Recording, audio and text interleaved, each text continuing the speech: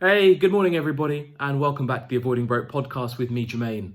And guys, wherever you're joining us from, Instagram, Facebook, YouTube, super happy to have you with us for today. So guys, today I want to talk about a really important topic that a lot of people have been asking about, which is the importance of thinking long-term when it comes to managing your money and your performance. And guys, one of the reasons this is such a massive topic, I think, and one of the reasons it becomes a big discussion when you have kind of day-to-day life, is for everything we do, we've got these models and ways of making decisions that come with us. We've always got this kind of underlying thought process, and sometimes it's an underlying belief that we want something now, we want that instant gratification. Sometimes we can't always look at the bigger picture.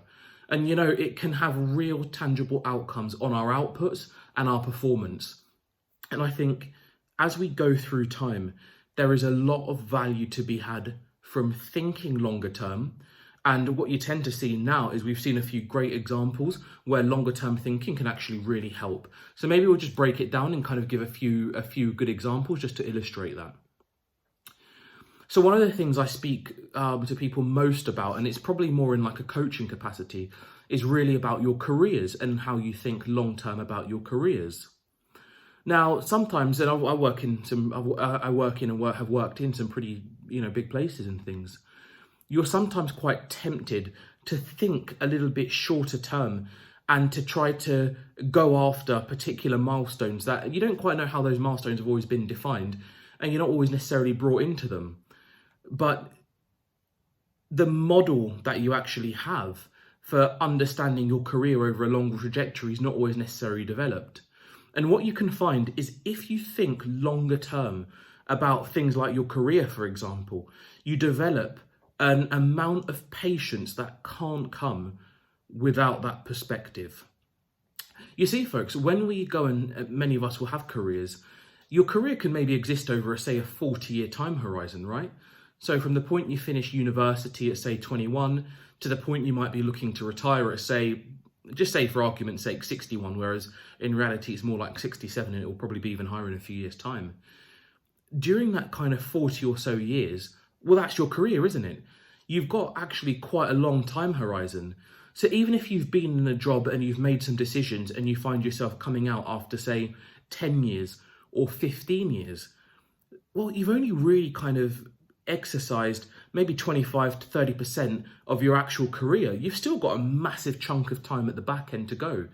And that the rest of the time that you're exploring your career and exploring your own mindset, you're benefiting from all of the experience that you've gained during that first 10 years.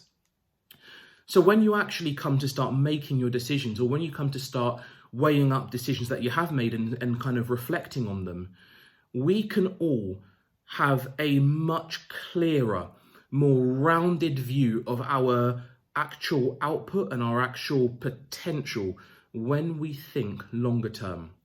Set your trajectory and your time horizon to a broader, greater number of years, and any decisions that you've made in the present day and even in the medium term, you will look at them slightly differently, because you'll no longer think, oh, I've made a decision now that's going to impact me forever. It might just be a decision that you've made with a relatively small chunk of your time, and you've still got a huge game to play for. And I found that for me personally, it's made me just a lot happier, because there are still great things that I can strive for in a career, but I don't necessarily need unwarranted pressure that may come with shortening time horizons. Now, it's really important to add, right, that if you want to accelerate yourself, shortening a time horizon is really powerful. Because you can look and say, I've got 40 years, I want to cram in a certain batch of experience into a smaller number of those years, and that lets you accelerate through the rest. I subscribe to that as well, and to be honest, often do that as well. So I think you've got some options, but the important thing is, and that we're very rarely taught, is if you think about your career and your time horizon on a broader scale rather than a shorter scale, you will generate a greater number of options, and you'll have a more balanced perspective to look after your mindset as you move through your job, your profession. If you're an entrepreneur, you'll be able to think through things with a greater perspective. It's number one.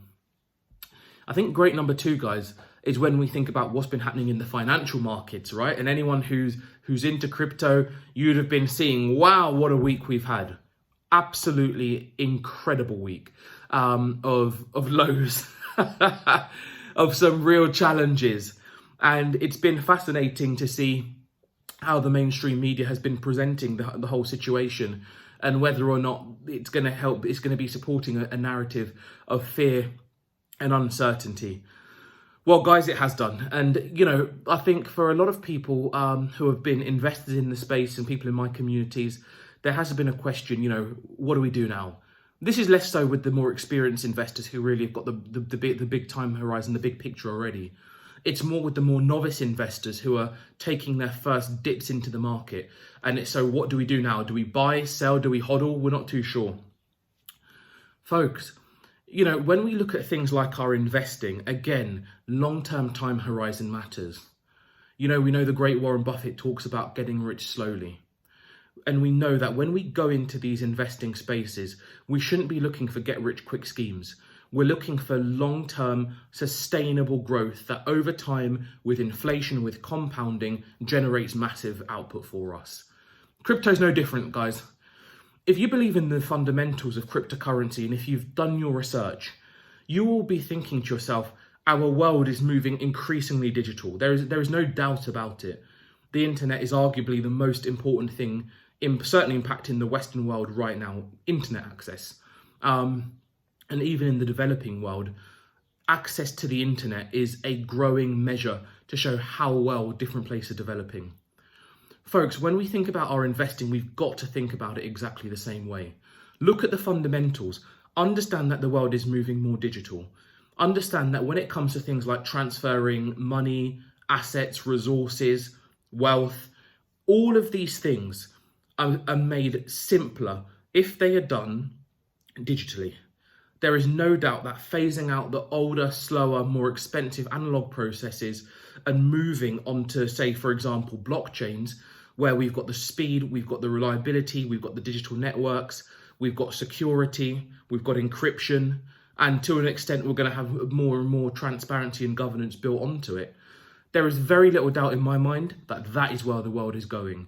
I don't know when, I don't know how, but that is the model that I really believe in.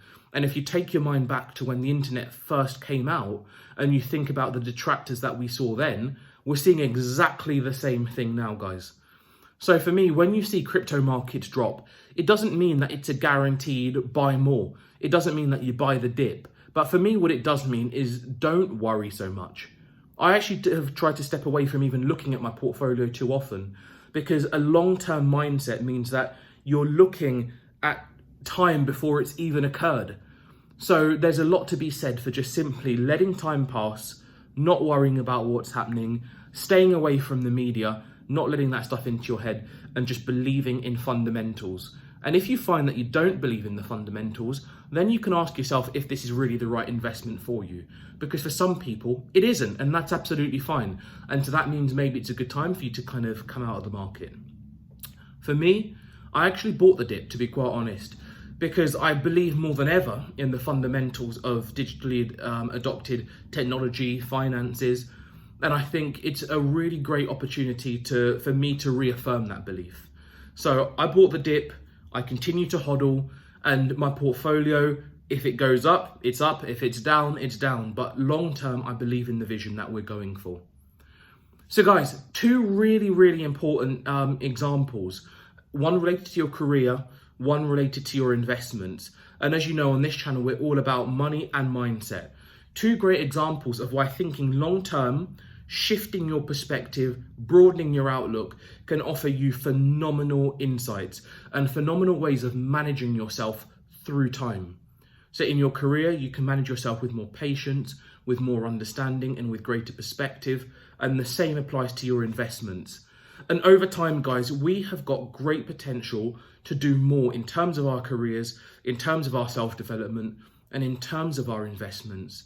But it's important that we give ourselves and remember, we are playing a game of 40 or 50 years, not a game of 10 or 20 years. And the minute you expand that horizon, you start looking at things differently, you start feeling different, and honestly, you can tap into some phenomenal energy that you may not have realized before. So that's it. Have a great day, guys. Hopefully some really important thoughts to take away. Hopefully you gained a lot from this video. Drop a comment. Let us know what you're thinking. Let us know what you're going to be doing. Let us know firstly what you're going to be doing to expand your time horizon, and then let us know about some of the feelings that you've had once you look at that expanded time horizon. Are you feeling better? A little bit more patient? Do you have some questions? Drop them in the comments or drop us a note at avoidingbroke@gmail.com, and we'd love to hear from you.